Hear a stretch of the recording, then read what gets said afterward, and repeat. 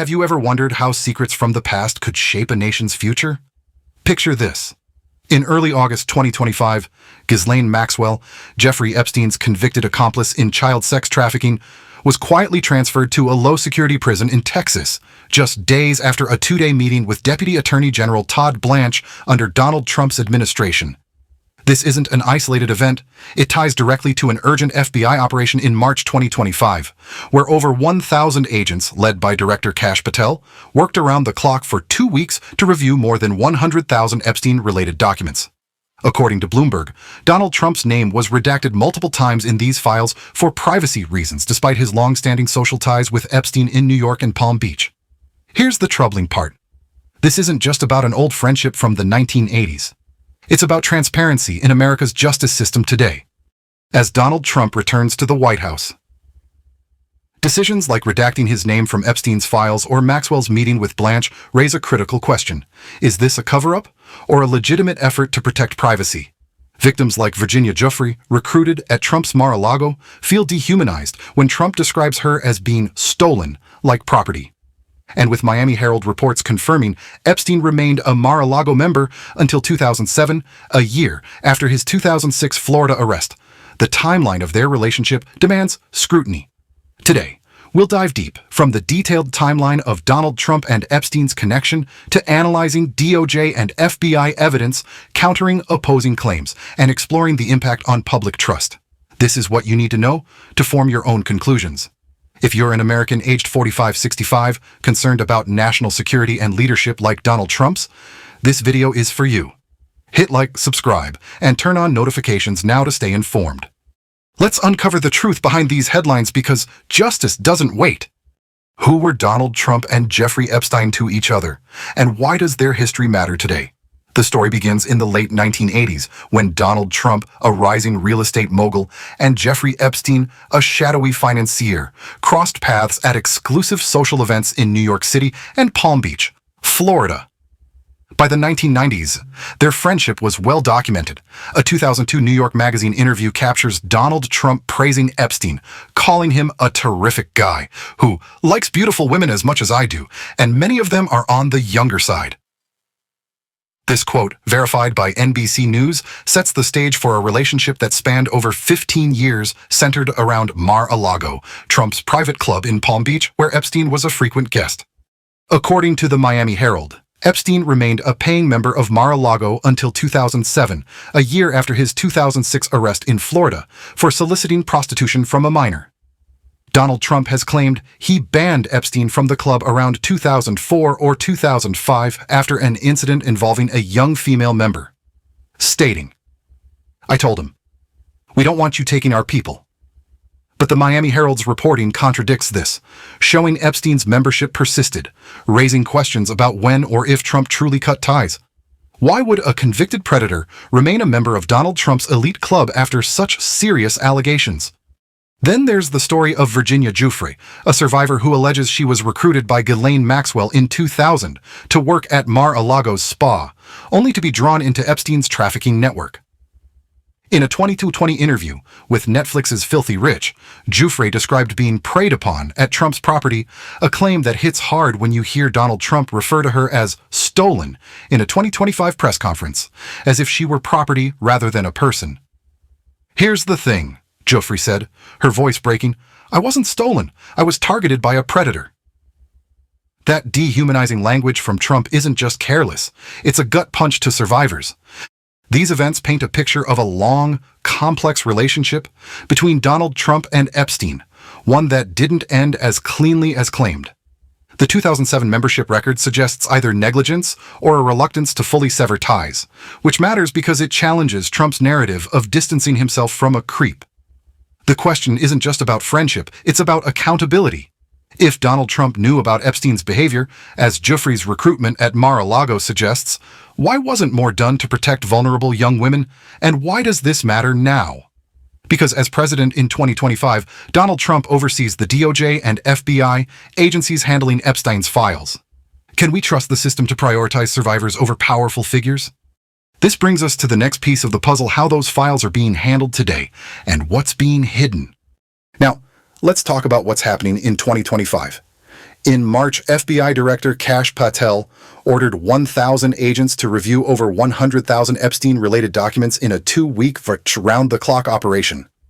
According to a Bloomberg report from April 2025, agents were instructed to flag any mention of Donald Trump, and his name was subsequently redacted for privacy exemptions. Here's what's troubling. If Donald Trump's administration is, as he claims, the most transparent in history, why the rush to redact his name?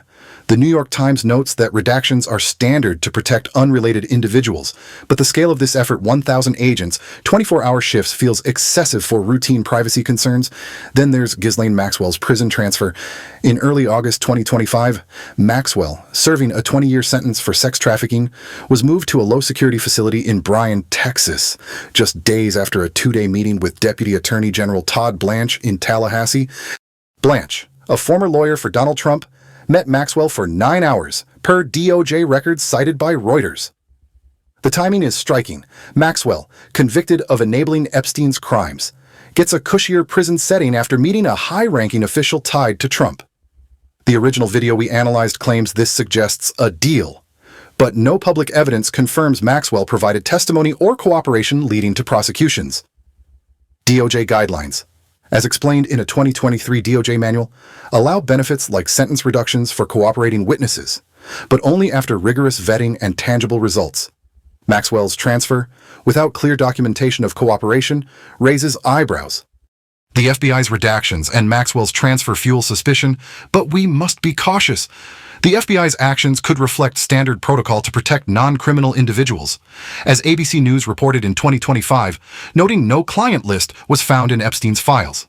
Similarly, Maxwell's transfer could follow DOJ procedures, as low-security placements aren't uncommon for nonviolent inmates nearing parole eligibility. Yet, the optics are terrible, especially when victims like Annie Farmer, quoted in Al Jazeera, call the transfer a disgrace of justice. Why does it feel like the system is bending for powerful figures like Maxwell, while survivors wait for closure? For Americans concerned about national security, this matters. A justice system perceived as protecting elites undermines public trust. But let's not just take one side. What do Trump's defenders say? And how do we weigh their arguments against the evidence? Some argue there's no cover-up. Donald Trump's supporters, including voices on X like Patriot Voice 2025, claim the FBI's redactions protect Trump from baseless accusations, pointing to a 2024 DOJ statement that no evidence links Trump to Epstein's crimes. They argue Maxwell's transfer is routine, citing a 2023 Bureau of Prisons report showing 15% of federal inmates move to lower security facilities annually. Trump himself, in a July 2025 Fox News interview, denied knowledge of Maxwell's case, saying, "Nobody's asked me to pardon her. I have the right, but I know nothing about it."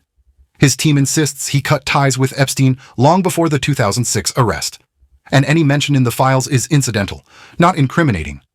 But let's look at the evidence. The Miami Herald's 2019 investigation confirms Epstein's Mar-a-Lago membership lasted until 2007, contradicting Trump's timeline. A 2020 deposition from Virginia Giuffre, filed in federal court, details her recruitment at Mar-a-Lago, suggesting Trump's property was a hunting ground for Epstein and Maxwell. And while no client list exists, per ABC News, the redactions of Trump's name confirmed by Bloomberg raise questions about transparency. Why redact if there's nothing to hide? The original video's claim of damning photos lacks public corroboration. But Trump's 2002 praise of Epstein and comments about his daughters fuel perceptions of insensitivity. This isn't about jumping to conclusions, it's about patterns. The Epstein case mirrors other scandals, like Watergate or the Clinton-Lewinsky affair, where power influenced information flow. If Donald Trump's name is redacted to protect privacy, why not others? And why does Maxwell's transfer feel like a reward rather than routine? For our audience, who lived through decades of political scandals, this recalls moments when trust in institutions faltered. Here's what's concerning. If the DOJ and FBI prioritize protecting elites over survivors, it risks eroding the foundation of justice. As Annie Farmer said, justice isn't finished here. Can we afford to let these questions go unanswered? So, what does this mean for the future, and how does it affect the victims still seeking closure? As we wrap this up, let's step back and reflect on what we've uncovered. From the late 1980s friendship between Donald Trump and Jeffrey Epstein in New York and Palm Beach, to the lingering Mar-a-Lago membership until 2007 despite Epstein's 2006 arrest. The timeline reveals a relationship that didn't end as abruptly as claimed. Fast forward to 2025, the FBI's massive review of 100,000 documents with Donald Trump's name redacted for privacy and Ghislaine Maxwell's swift transfer to a low-security prison after meeting Todd Blanche, all under Trump's administration. We've seen the evidence from Bloomberg and the Miami Herald, heard the heartbreaking stories of survivors like Virginia Giuffre, who was preyed upon at Mar-a-Lago, and weighed counter-arguments that dismiss these as routine procedures. Yet, the patterns of delayed transparency and perceived favoritism echo scandals, like Watergate, where power obscured truth. Here's the warning. If we ignore these red flags, we risk further eroding trust in our institutions. For Americans like you and me, who've seen enough political storms, this isn't just about Donald Trump, it's about safeguarding justice for victims and ensuring no one is above scrutiny. Expanding this, imagine the broader impact. A nation divided by doubts about leadership could weaken national security, leaving us vulnerable in an uncertain world. The choice is ours. Hit that subscribe button, like this video, and share it with friends who care about America's future because conversations like this drive change. What do you think? Should Donald Trump release unredacted files to prove transparency? Drop your thoughts in the comments below. Until next time, stay vigilant. Truth is our strongest ally.